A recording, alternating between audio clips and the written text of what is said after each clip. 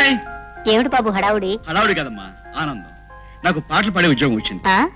అంటే క్లబ్ లో సింగర్ గా. చాలా సంతోషం బాబు. నీలాంటి మంచి మనిషికి ఎక్కడైనా ఎప్పుడైనా జయమే కలుగుతుంది. అమ్మా, నాకు మొదటిసారిగా వచ్చిన డబ్బుతో మీకు ఈ బట్టలు తీసుకొచ్చాను.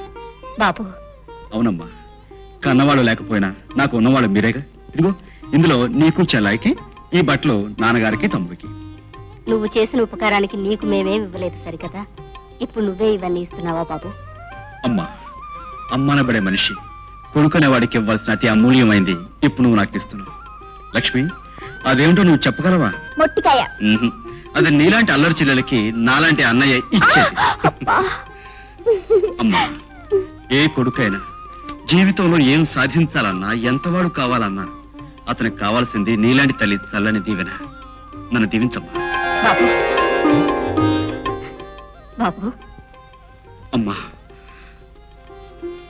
రండి. నాన్నగారు, ఆ మధ్య ట్రైన్లో అంకుల్ని రక్షించారని చెప్పానే, రాజా అని. ఆయన వచ్చారు. రాజా, మా నాన్నగారు. నమస్కారం అండి. నిన్ను చూడ్డానికి కళ్ళు లేకపోయినా కలుసుకుని మాట్లాడుతున్నందుకు చాలా సంతోషంగా ఉంది బాబు. నాన్న, ఫైట్ చేసి ఆ రోజు అంకుల్ని రక్షిస్తే ఒక మంచి పాట పాడి ఈ రోజు నా ఉద్యోగాన్ని నిలబెట్టారు. అభిమానంగా మీ అమ్మాయి అలా అంటున్నారే కానీ నిజానికి నేను ఆ సహాయం ఊరికే చేయలేదు. తనకు ఉద్యోగం నిలబెట్టి మీ ఇంట్లో ఉండడానికి ఇంత చోటు సంపాదించుకున్నాను. ఆ చోటు కూడా మేమే ఊరికే ఇవ్వమండి, అందుకు బదులుగా అద్దె పుచ్చుకుంటాం. షూర్. నాన్న, మేడ మీద గది ఖాళీగా పడుంది కదా అని అది ఈయనకి ఇస్తానని మాటిచ్చాను. దాందే ఉందమ్మా, ఒక మంచి మనిషి మన ఇంట్లో ఉంటానంటే మనకే ఆనందమేగా. రండి, రూమ్ చూపిస్తాను. హలో గురుగారు, మీ పేరు రాజా అని క్లబ్ లో పాట పాడి అదరగొట్టేశారని విన్నాను. ఈ శుభ సందర్భంగా కలిసి మందు కొడదాం పదండి. అన్నయ్య, ఐఎమ్ సారీ, నాకు అలవాట్లేదు. ఓహో, తమరు గాంధీ గారి శిష్యులు అన్నమాట. తమరు తాగిపోతే నేను తాగుతుంటాను, మీరు చూద్దరు కాని పదండి. కొన్ని కుదరదనుకుంటే క్యాష్ కొట్టించుని నేనే సోలుగా మందు కొట్టుకుంటాను. అన్నయ్య సిగ్గులేదు, కొత్త వాళ్ళని పట్టుకుని డబ్బులు అడుగుతావా? పాత వాళ్ళ దగ్గర ఆల్రెడీ పట్టేశాం గనుక ఇక కొత్త వాళ్ళే దిక్కు. తగలడు. మరి 10 రూపాయల వాటర్ కూడా రాదే? సరే, ఎట్లాగో అడ్జస్ట్ చేసుకుంటాను. Thank you sister, see you sir. I'm sorry. మా అన్నయ్య తరఫున నేను క్షమాపణ చెప్పుకుంటున్నాను. భలేవరే, అంత పెద్ద తప్పు అతను ఏం చేశాడు? ఇంటికొచ్చిన మనిషిని మర్యాదగా పలకరించడం పోయి కనీసం పరిచయమైనా లేకుండా డబ్బులు అడగడం చాలా తప్పు. ఏమిటి అలా నిలబడిపోయారు?